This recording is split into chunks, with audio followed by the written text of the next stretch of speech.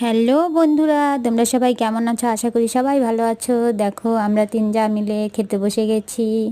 তো কার কার খাওয়া হয়ে গেছে আজকে রাত্রে জানি না।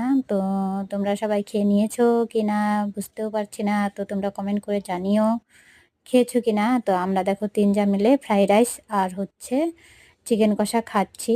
৩ যা মিলে মস্তিও করছি খুব। তো আমরা বাড়িতে সবসময় এভাবেই থাকি।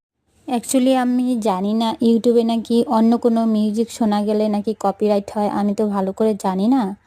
তো তাই জন্য পরে ভয়েসটা দিচ্ছি।